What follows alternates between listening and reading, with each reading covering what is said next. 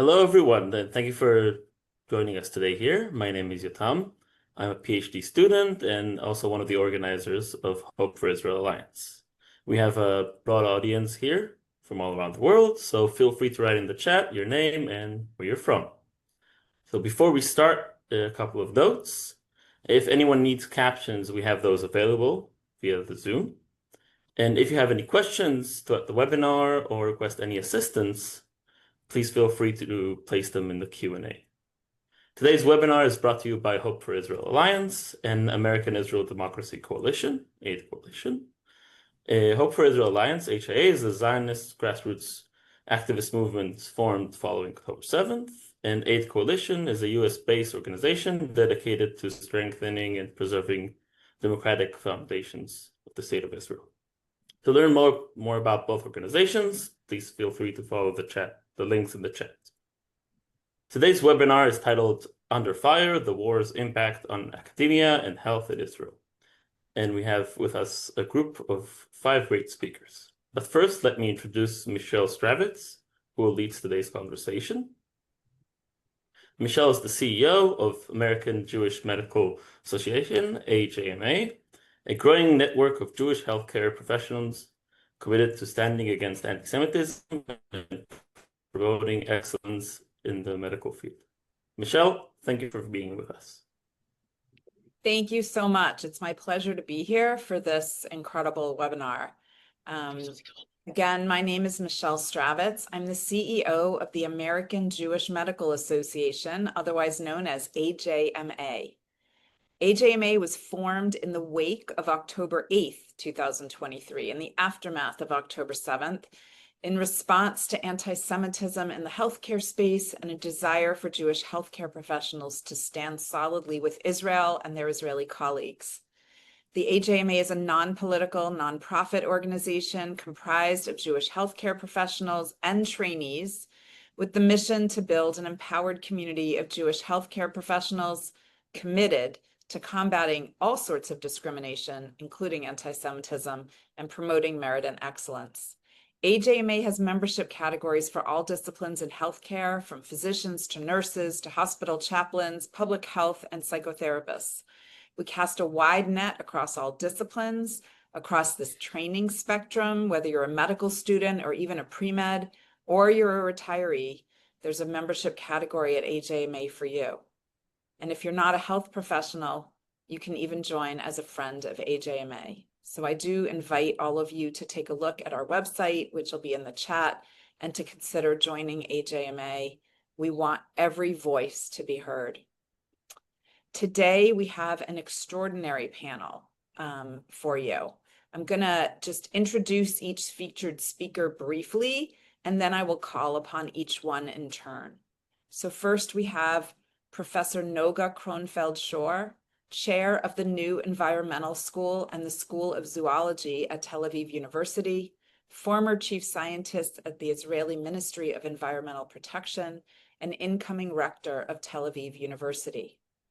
We also have with us Professor Ohad Etzion, Director, Department of Gastroenterology and Liver Disease at Soroka University Medical Center, Chair of the Medical School Admissions Committee, and Ben-Gurion University of the Negev. We have with us Professor Chaim, Rector of Ben-Gurion University of the Negev, scholar in medieval intellectual history, history of religions, and Christian-Jewish relations. We also have Dr. Francesco Maria Saettone, international postdoc researcher in mathematics at the Weizmann Institute of Science. And finally, Nadav Duane, Chief Executive Officer of Science Abroad, a partner to AJMA, the Organization of Israeli Scientists Abroad. Nadav will speak a little bit about the future of academia and healthcare. So I'm going to loop back and invite each speaker to talk a little bit about the impact of the war, both the past 2 weeks, but also going back to all the way to October of 23, or perhaps even sooner. We'll start with Professor Noga Kronfeld-Schor. Please tell us how the war has impacted your work and your institution in the past, can't believe it is 21 months already. Thank you, Michelle, and thank you everyone for joining. The war in Israel created a complicated situation personally for the family and for the university and for the whole country. It has a profound and multi-layer effects on the Israeli academia, which is the focus of this meeting. And these effects are felt both in the short term through disruption and uncertainty and break from the academic routine, but also in the long terms in areas such as resilience and funding and public trust, international standing, and so on. In some cases, we weren't even able to come to the university, and experiments that were already running, including in my own lab, and some of them were the results of months and months of preparations, were held and in some cases canceled.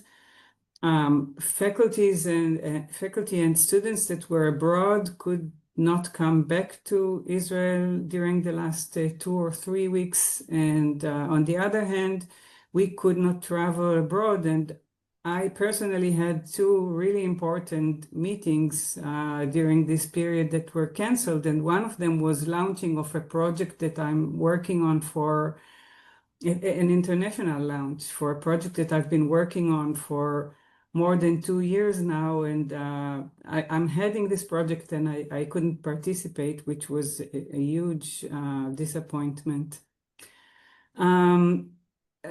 Speaking of the students, you know that the semesters are delayed. Most of the classes at Tel Aviv University are online. And they are under a constant threat of sirens, which is making the situation really difficult for the students and for the lecturers to concentrate. I had 2 sirens during a talk that I was giving online for the students. We ran to the shelters and then came back and continued the class. It's a very difficult situation. Many of the students and researchers and lecturers are called up for military reserve duties, sometimes for extended period. And this harms both academic teaching, but also harms the students.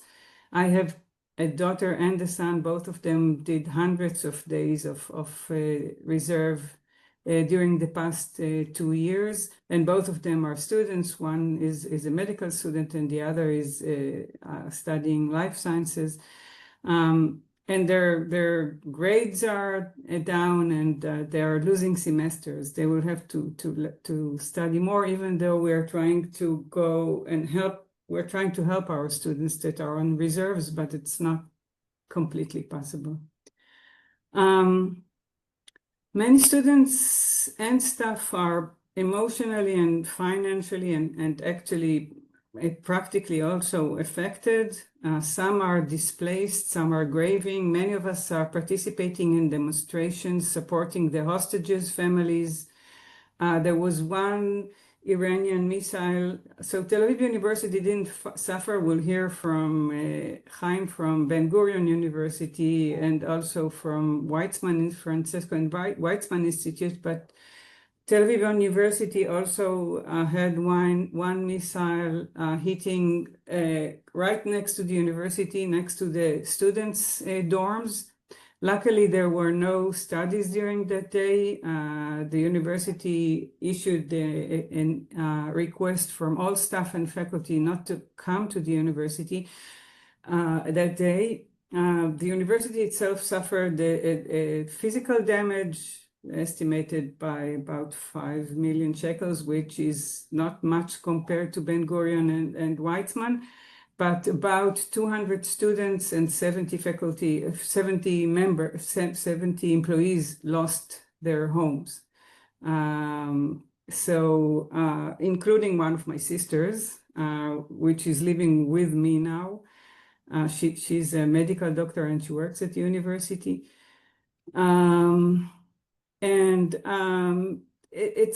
The university funded a fund that supports both students and financial support for students and faculty, helping them to find alternative housing, including in the student dorms.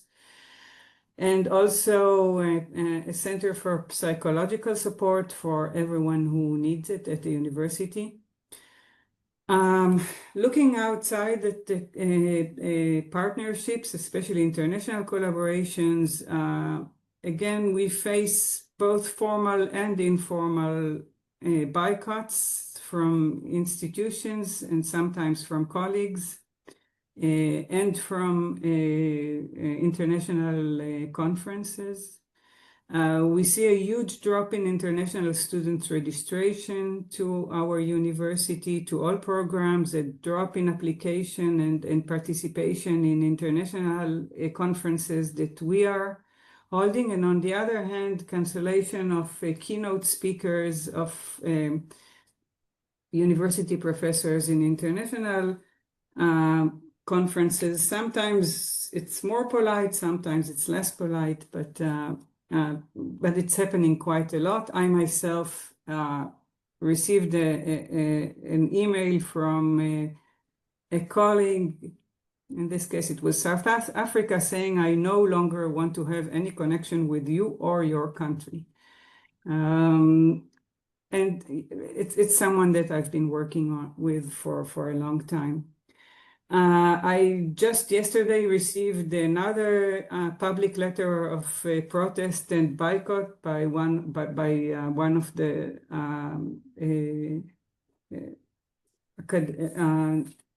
scientific societies, saying that they don't want to have collaborations with scientists from Israel, and this is not the first one I received. And on top of everything, when we look at financing, national resources are diverted toward defense and emergency needs, which is justifiable and needed, but it's happening at the expense of higher education and research funding. And at the same time, philanthropic donations are sometimes redirected towards emergency and humanitarian efforts, which again is justifiable and right, but still it harms the academia and infrastructure projects, lab upgrades, and academic development plans are delayed or frozen. I must say that the universities have become centers of aid.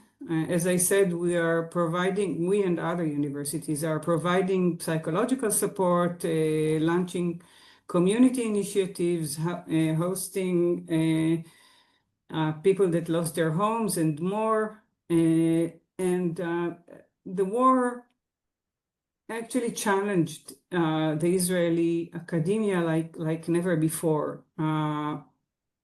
But I think it also revealed its resilience, creativity, and public value. At Tel Aviv University and beyond, the responses reflects not only adaptation, but also commitment to academia excellence, democratic values, and public good. And a lot of our faculty members are heavily involved in helping people that got hurt from this war, both at the university and nationwide.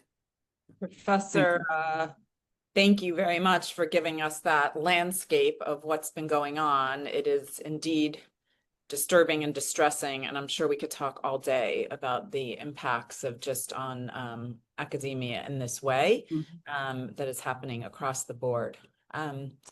But thank you, and we will loop back.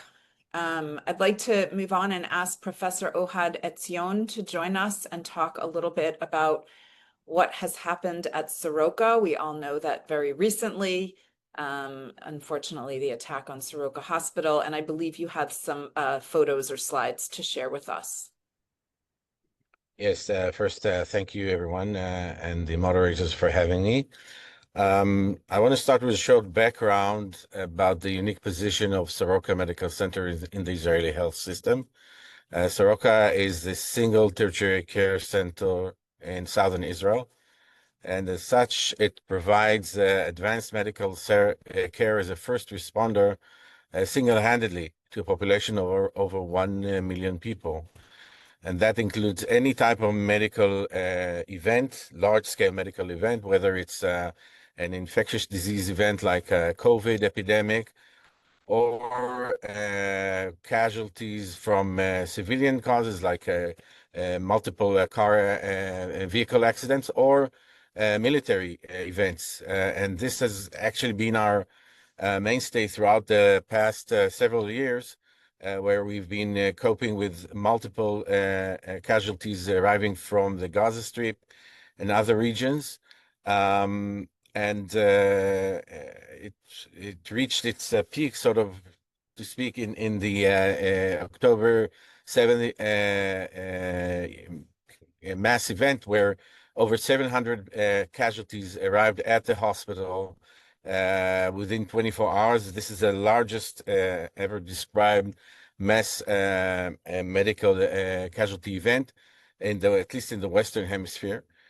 So this is just a sort of a background, and the events that occurred before the attack, the Iranian missile hit on Soroka that occurred lately.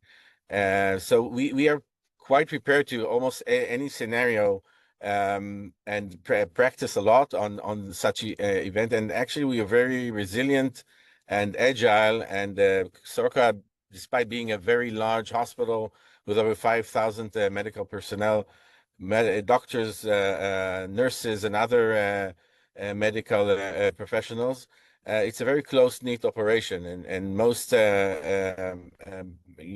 medical staff can arrive at the hospital within 30 minutes from any once they're called upon by the emergency service. So we've been preparing for almost any scenario, including the scenario of absorbing a direct hit. But I have to say that this did come as a surprise, because this hit our home. And as you can see in the pictures, once we absorbed this hit, there was a huge havoc in the hospital, but we regained our emergency medical services quite immediately. Gladly, most of the wards that were in the building that got a direct hit were evacuated about 10 hours before, and that was some say a miracle. I think it's just being prepared and making the right decisions after analyzing the threats. And the wards were evacuated. We can only imagine what would have happened if this building that is occupied by 9 medical wards, labs, and other administrative units would have been occupied with patients and medical staff. We would have been talking about more than 100 people killed and hundreds of people injured. So gladly, this did not happen. But in the aftermath of this event, we are left with one building short now. Emergency medical provision has been regained, and we can attend to emergencies.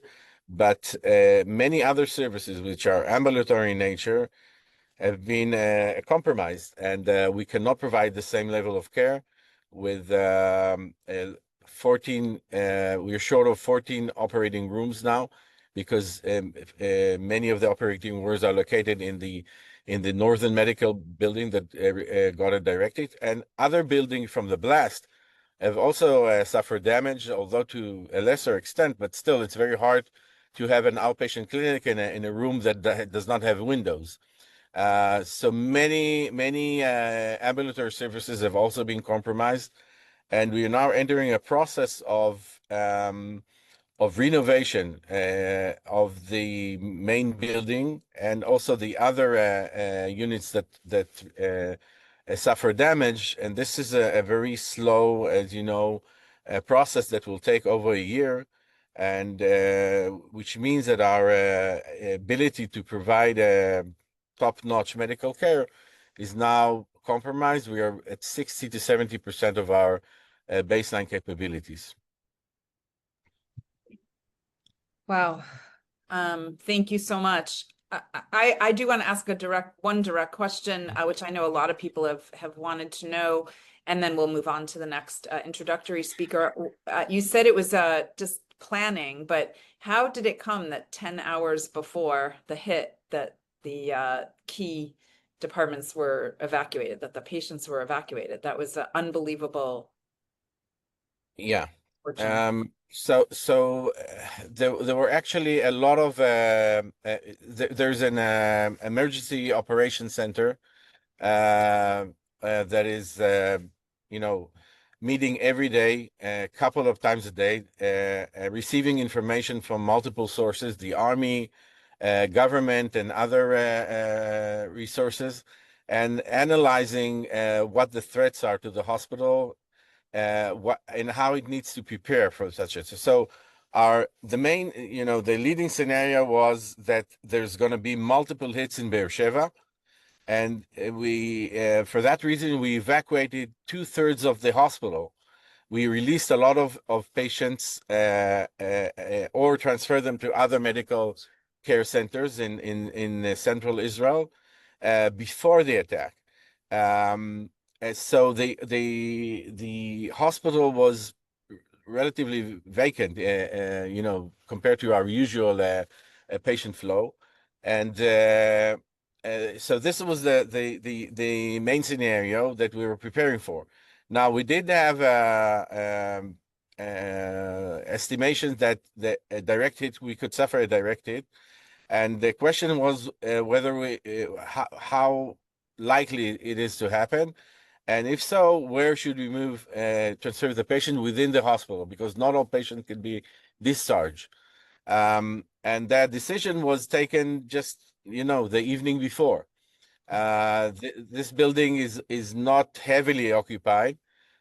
So it was relatively easy to transfer those patients, those wards, to other areas in the hospital. But, it's very inconvenient. Some of them are in the basement. Some of them are two wards are combined in a single facility. It's very crowded now, but we are very glad that we did that, because again, otherwise we would have been speaking about a whole different ball game, I think. We are all grateful for the incredible planning and emergency operations that you all implemented. Thank you so much for being here. We're going to look to Professor Chaim now, the rector of Ben-Gurion University of the Negev. We know that Ben-Gurion University is connected to Soroka, but also has its own, a lot of other departments. So, Professor Chaim.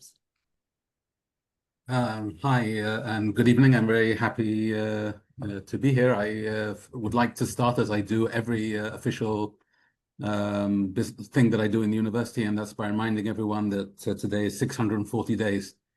And there are still 50 hostages in Gaza, and we call for their immediate release. And having said that, and Noga beforehand spoke a lot about what is common to all of the universities, but following on from Ohad, Soroka, for those of you who don't know, Ben-Gurion University of the Negev and Soroka Hospital are in Beersheba. Beersheba is 40 kilometers from the Gaza Strip. And the Soroka Hospital is also our teaching hospital, the teaching hospital of the university.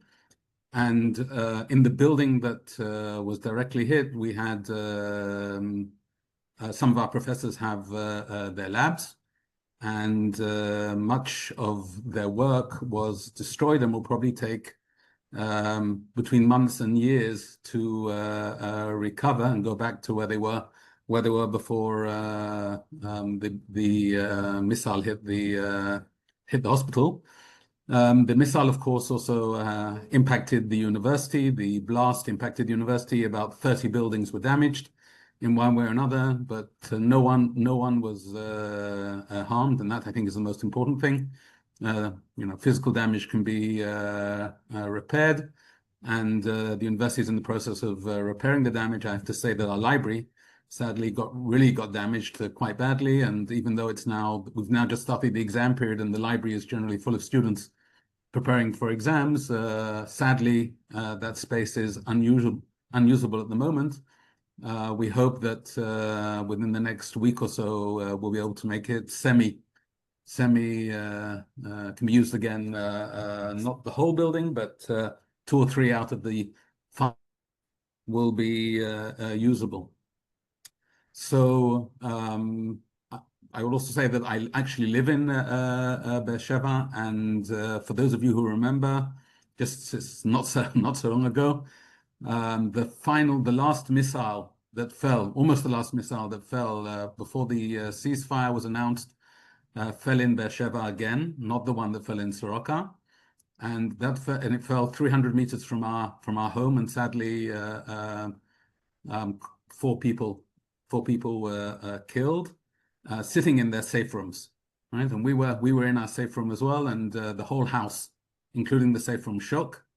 And from the noise, we knew immediately that the missile had impacted, and so we're all living. We lived through this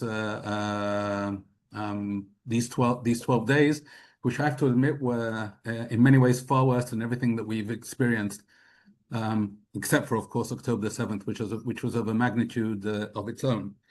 What I'd like perhaps in the minute or so that I will talk for is perhaps also to remind everyone how we got to October the 7th. Okay, because I think this and this goes to something that Noga talked about briefly, but it's really, really important for understanding what's happening in Israel at present, and the state of academia, and where we are when we look to the future. Okay, one of the Israeli academia is very, very strong and was very highly considered internationally. And as this war has gone on, particularly the war in Gaza, with all the pictures and reports that go out into the world, we're finding ourselves more and more isolated. One of the things that's protected us as academia, right, over the past few years is what's called academic freedom. That we are, there's a buffer between us and the Israeli government. The buffer is the Council for Higher Education, which basically means that there's no direct intervention of the government into what we do as academia. Sadly, we're seeing more and more attempts by the government to curtail our academic freedom, and by doing so, that also diminishes even more our international standing, and makes it more and more difficult, or sorry, the other way around, makes it easier for universities abroad and other organizations that want to boycott Israeli academia to boycott us. It should be said that academia in general, and academia in Israel in particular, is because of academic freedom, we have the ability to ask difficult questions, discuss issues that are not discussed, or perhaps not discussed as much as they should be elsewhere. But it's becoming more and more difficult for us to maintain our status and our state in the world, and we're facing more and more boycott, as Noga said, some of it direct, some of it indirect. I'll just end by saying that, of course, thousands and thousands of our students in Ben-Gurion University, we're talking about over 6.5 out of 20,000 students. 6,500 students have been on military reserve duty during the course of the war. And one of our major issues that we're going to face is PTSD and mental health issues. Many of our students are finding it very, very difficult to come back from the battlefield, or to make to leave the battlefield behind them and come back onto campus and into the classroom. And I think as we look forward, sadly, that's going to be an issue that's going to we're all going to have to face, right, as we deal with our students and how they study and how they complete their degrees and what life will be like on campus. So I'll stop there for now. Thank you so much. I think there's going to be a lot of after effects in all sorts of ways, right? Whether it's the physical facilities or the emotional experiences of the academics and the students. I think this is a long haul ahead of us. So thank you for pointing that out. We all need to be aware. I'd like to move on. Thank you so much. I'd like to move on to Dr. Francesco Maria Saettone from the Weizmann Institute. And again, this is a difficult conversation today. Again, the Weizmann Institute just got a heavy hit as well. So please tell us about what's been going on. Okay, thank you. So yeah, I'm going to share a few facts about what happened at the Weizmann Institute, which is like, as probably you all know, a leading scientific research institute in Israel. And so the institute suffered 2 direct hits from 2 ballistic missiles, which caused a devastating damage both to buildings and to research especially. So we got extremely lucky that nobody got severely injured, but of course the impact was huge, not only like on the physical research, like it was literally traumatic. So the word trauma actually comes from Greek and it means wound. And the first wound is like physical indeed, so to buildings, to people, but then it goes emotional, and also it deeply affected like the psychological well-being of all of us indeed. Therefore, what happened like had a huge resonance, and which started, as I said, physically. So unfortunately, the Moros building, which was the house of like very distinguished like cancer research institute, got completely destroyed. We could say obliterated actually. And with it, not only the building, but also the research and years of research of many people, dozens of labs. The blast also, damaged like the nearby buildings. So I don't know, for instance, science material can't go back operational, and even mathematics building, which we share with computer scientists, got damaged by the two missiles. So of course, like economically, the damage was huge. It's estimated up to $500 million. But how can like research really, like I'm not sure it's easy to give a price to research and also to life, because research means life, not only future life, but also the current life of people living there, spending their years, their best scientific years, working relentlessly. And of course, like the biological building also suffered a lot from this. And comparing like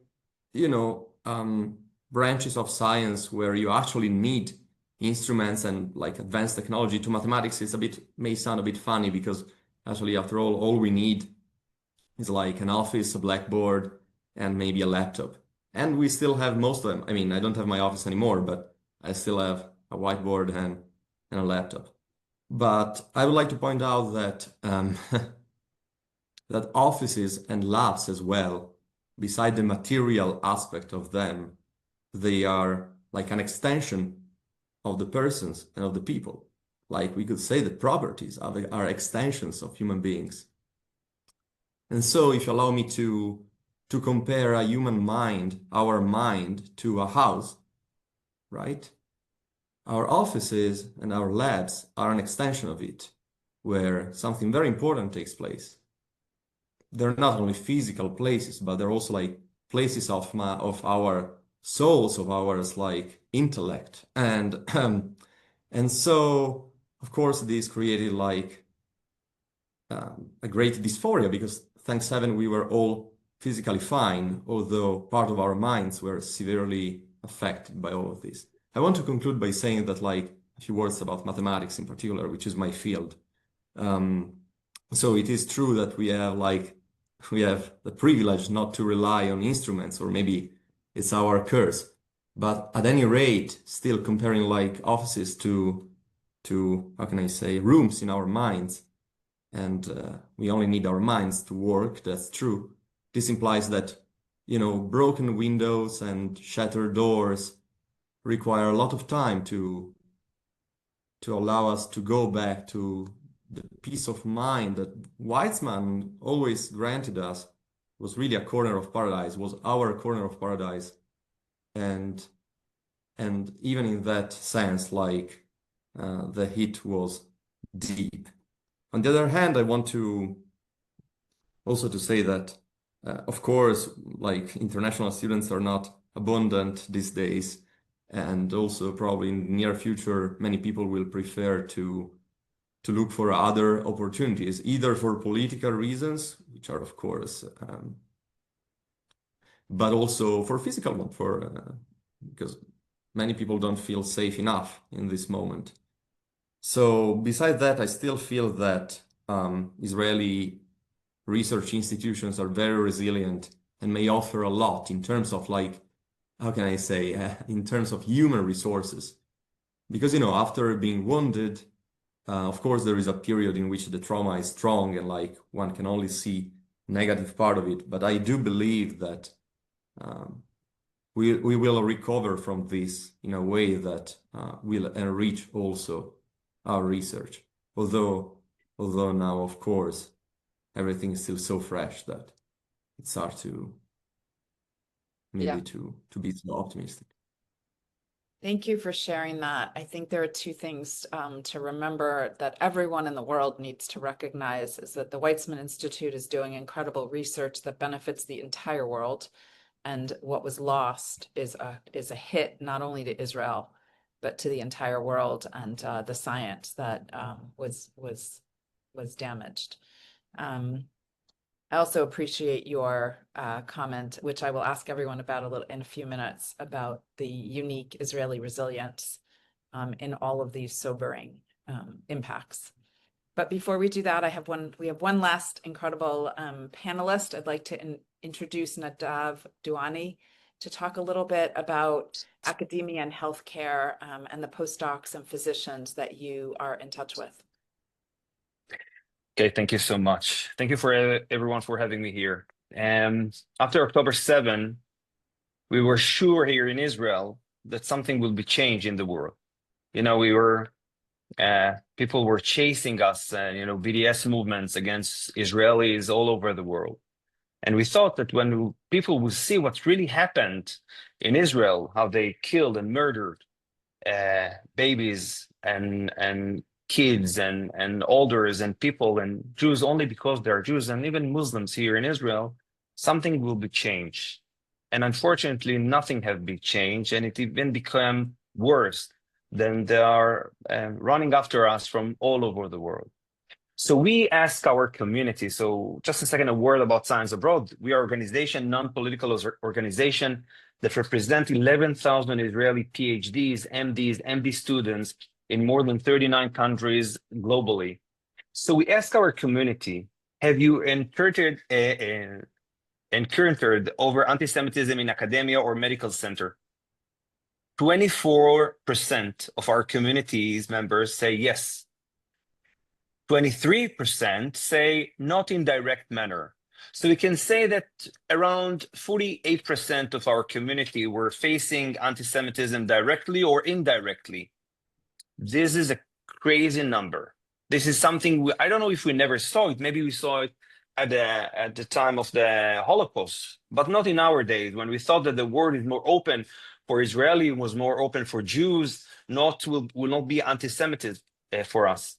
So when we we saw those results, we were shocked, to be honest with you. And we start to get more and more evidence and more testimonials from our community's members. And we heard about cancellation culture, that they are applying to some conference and they got canceled. and no one inviting them. We saw when they're sending their article to review that they get rejected very shortly.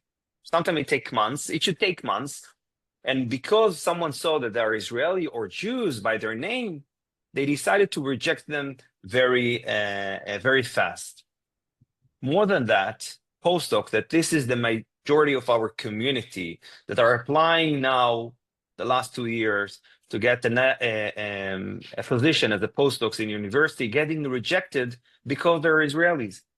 You shouldn't be anti-Semitic PI.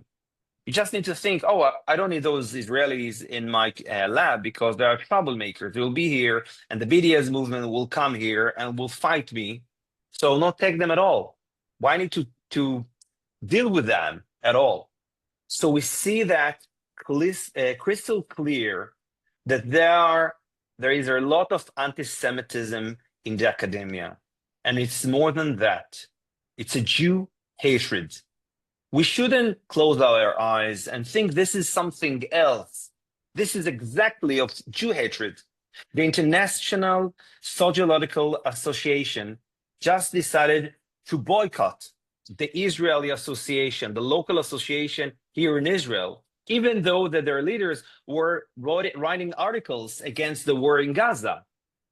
They didn't care about it. They just knew that they're Israeli, so they decided to boycott them and take them out of the international association. So all the reasons and stories about that this is not that. It's a lie. It's very clear. When they see us as Israelis, they hate us. When they know that we are Jews, they are boycotting us. They don't care if we are right or left, if we are religious or secular, they don't care about it.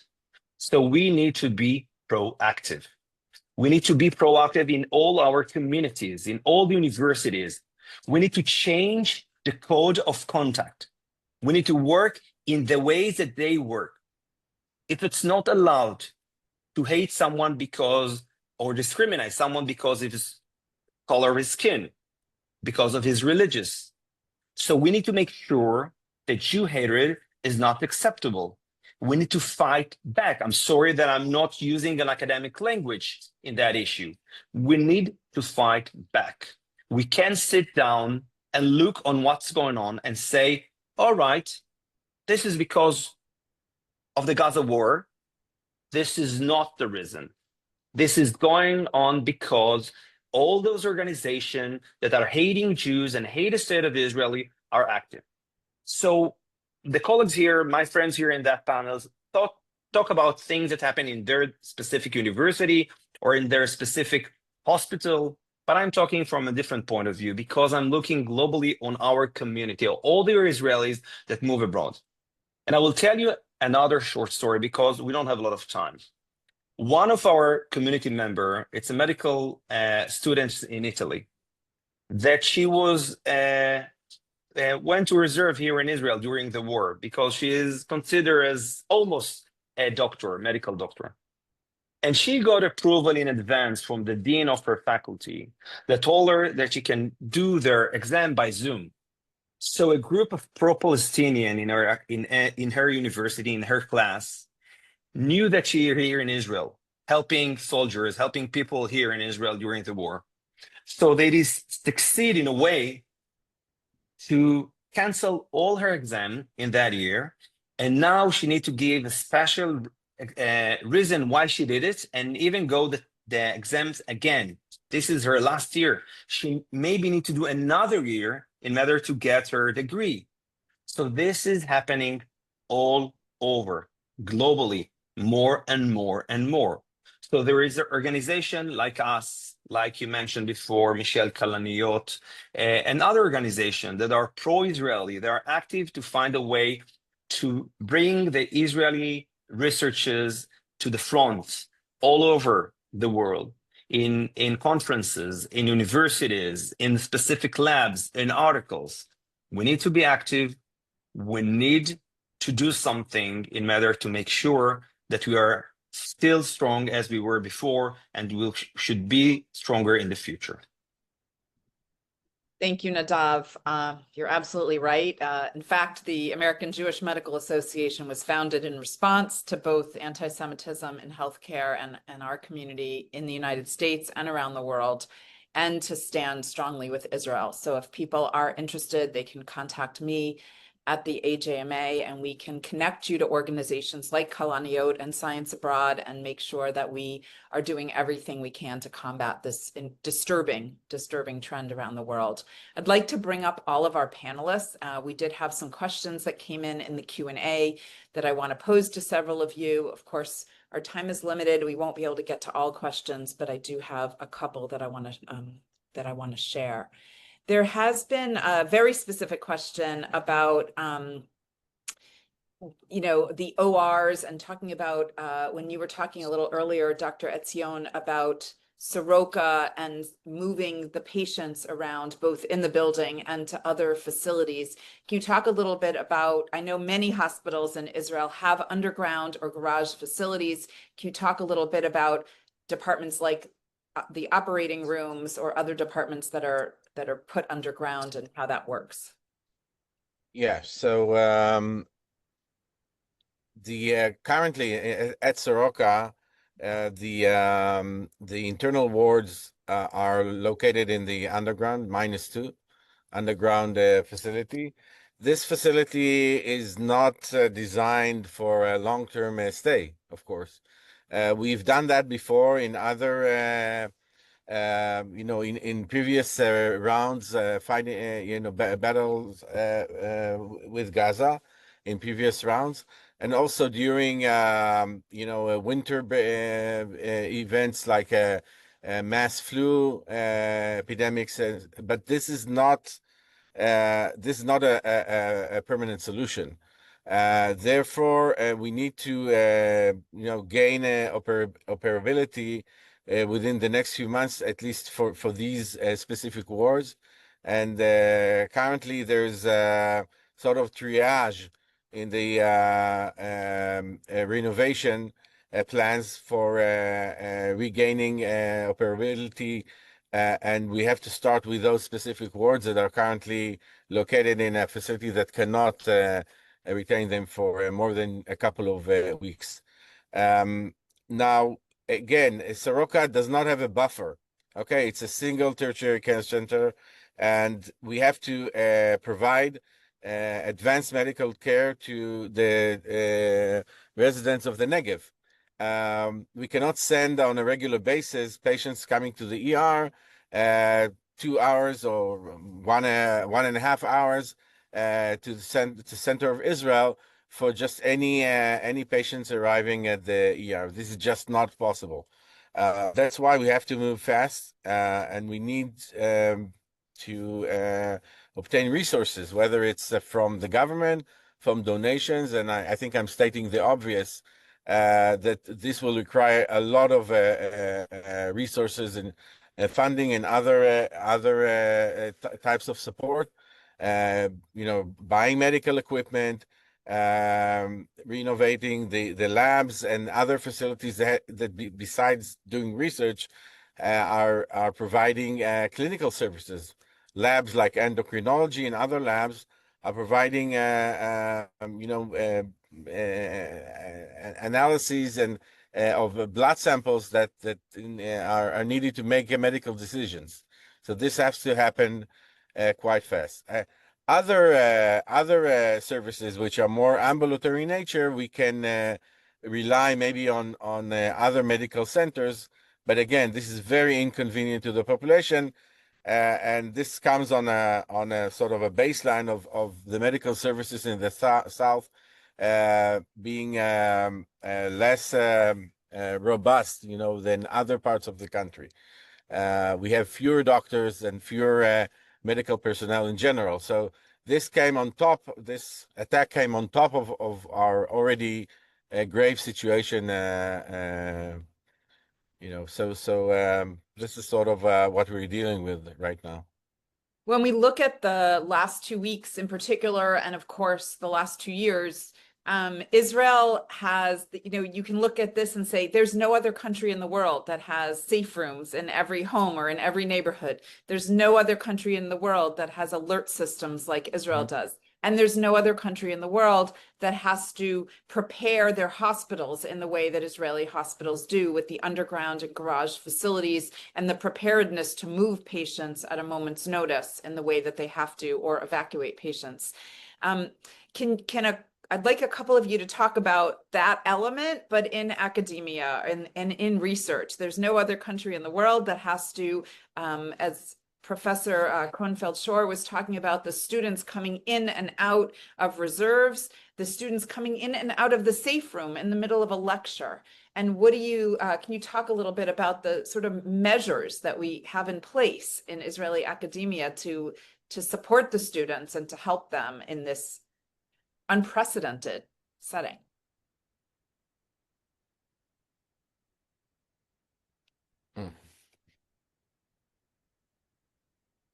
So maybe I can answer this, both as a mother of two students and as a professor at the university.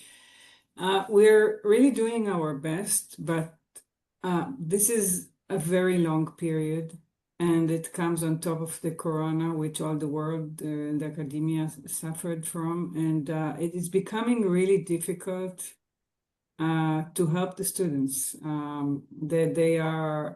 Some of them can't concentrate, they miss classes. It's really difficult to study online instead of meeting their peers. Their social life is harmed. We are trying to do the best we can. We give them help. We have a lot of resources available for them.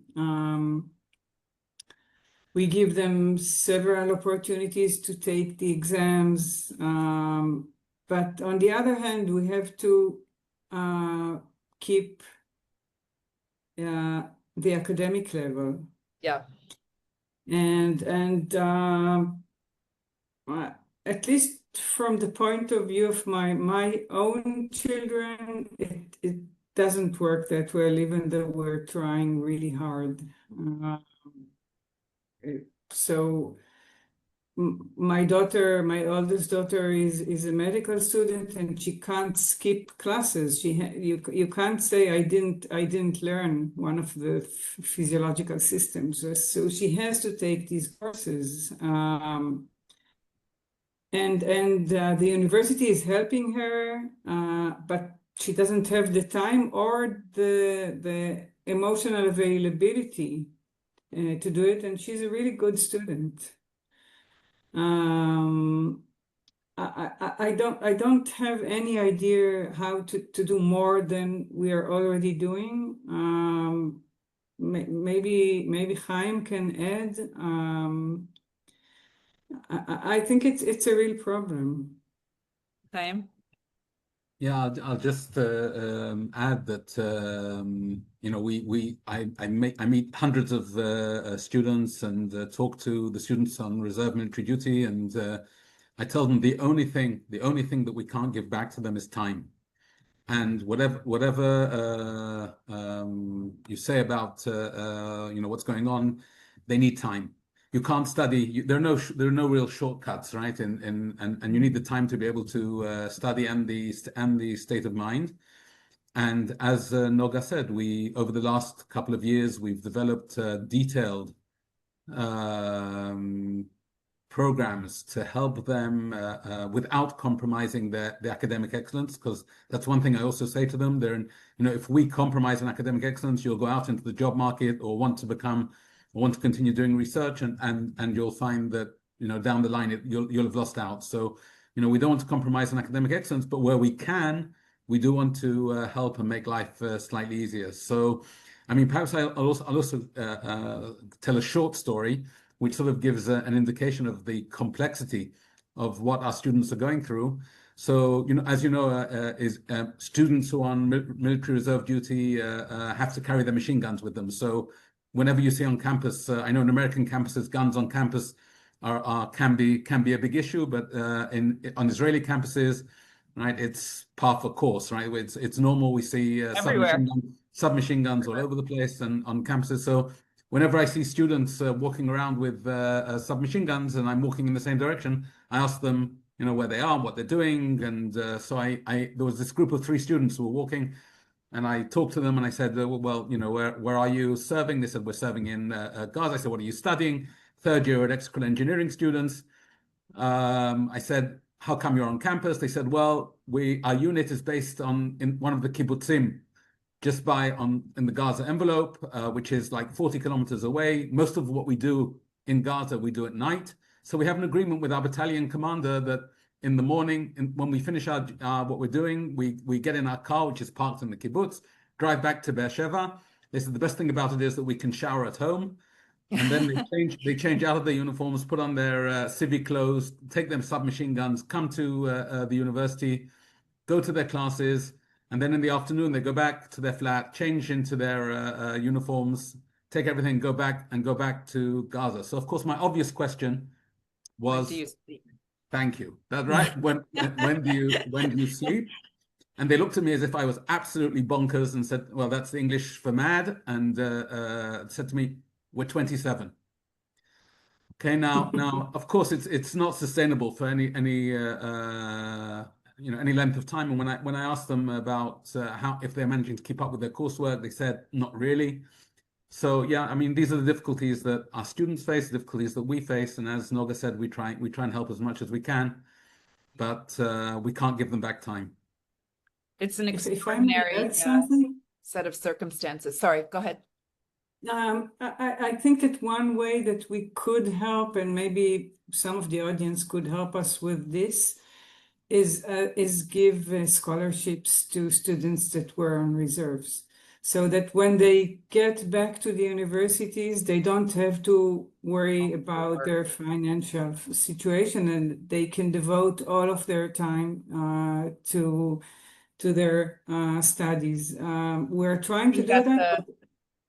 It's a good point, because many of the students are of that age where they're also working and also studying and also behind in both environments because they're serving in the reserves. So thank you for that. That's a good idea. So unfortunately, there is so much to talk about, and we have such an incredibly robust panel here with so much to share, but we're almost out of time. I do want to take a moment and let each of you have one last comment, and I'd like to focus on, because this was a very, very sobering conversation and a difficult topic, but we are being sponsored here by the Hope Alliance for Israel. We are a nation of incredible resilience.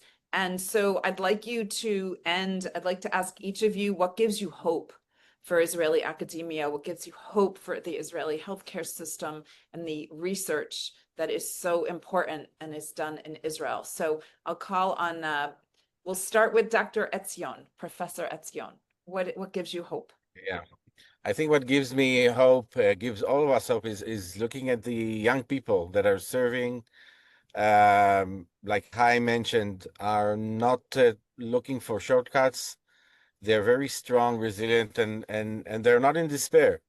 And they are the future. I think whatever that has been damaged will be rebuilt, and we'll build it stronger and better. We do need support, but by no means we are in despair or pessimistic about the future. I think all of us are waiting for resolution of this conflict, and we will regain our capacity and our advantages as we've done before. Thank you. Francesco, as a visiting researcher. So yeah, so what gives me hope is that every time I share these kind of stories with my international co-authors, especially from France, but also from Italy, they got a bit more aware of the real situation behind the newspapers, behind a lot of, as Nadav said, anti-Semitism, which is around, especially in some places in Europe. And so I do invite everyone to share what they heard today with their friends, their families, and also, little things like over my Zoom sessions with my co-authors, again, many times there were sirens. And after that, they asked me more. And so I was able to explain them a bit more of the reality we have to live every day. So the hope I have is that like the best sense, humanity in the best sense, like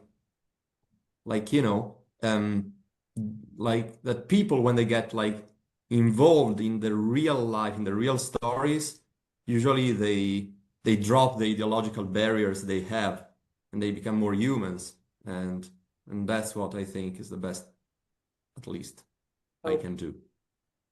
Noga. Just to say that there is a siren now in the south of Israel. I think that it's amazing to see how the Israeli society is getting united and helping each other. As I said in the beginning, one of my sisters lost her house in one of the Iranian missiles, and within hours we had like more than 10 people that we didn't know coming to help us to try and rescue everything she had in her apartment and moving it to a safe place. People were contacting us through social media, asking if we need beds or kitchen appliances for free. Like in less than 24 hours, she had a new apartment with everything she needed from people that we didn't even know before. So, and it happens all the time. It's not unusual. So every time someone needs help, I think that everyone around comes together and try to help the best they can without asking questions. And it feels really good when something bad happens and you get so much support from your community and from the other Israelis. I think it's really amazing. And Thank you. Thank you. It's true. And we want you to know that the American Jewish community is also with you and supporting. Chaim, what gives you hope and resilience? I have to join Ohad in saying that this young generation have come up trumps and shown that they are an amazingly strong, resilient, brilliant, and they're our future. Right? They're going to be our leaders when Israel is 100, and we have the privilege and honor of giving them the education that they need in order to do that. And I think that once this war ends, and I hope it ends tomorrow and the hostages come back, they will help us rebuild better and stronger and protect our democracy. Thank you. And Nadav. Last Friday, I was driving my bicycle with my wife near the Tel Aviv beach, and I saw thousands of Israelis, babies and seniors playing matka on the beach and going to the water, even though there is jellyfish inside of that. And I'm really connected to what Noga said before, the Israeli spirit. This is the hope that all of the Israeli have, that a nation that was under attack for 12 days with the brutal attacks of people from Yemen, that was attacking hospitals in Israel and universities and private houses and try really to kill civilians. That's what they're trying to do in those 12 days of war. And other nations will take it as a trauma. It's for us a trauma as well, but in the Israeli way. We were not stuck in our homes or decided to leave the country. We went to the beach on Friday and we live our life because the Israeli spirit is stronger than anything else. Thank you for that. I know that each and every one of you is extraordinarily busy. You have a lot on your plate. You are facing major challenges, and I really want to thank each of you for taking the time to share your thoughts and experiences, albeit briefly, with people from around the world who are listening in with all of us. We really appreciate your time and your commitment and we recognize the challenges you face, but also the incredible hope and resilience. And I Thank you, also Michelle. really Thank you as well for appreciate moderating. that you are not compromising the integrity or the quality of the academia despite the challenges, because we know that Israel has so much to contribute to the world in healthcare and research. I'm going to turn this over to Yotam for final words, and I want to thank everyone for joining us, and Thank you. stay in touch.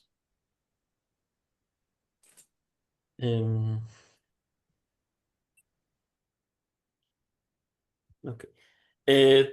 Thank you, everyone. Thank you, Noga, Chaim, Francesco, Ohad, Nadav, and Michelle, of course, for this very interesting and thought-provoking panel.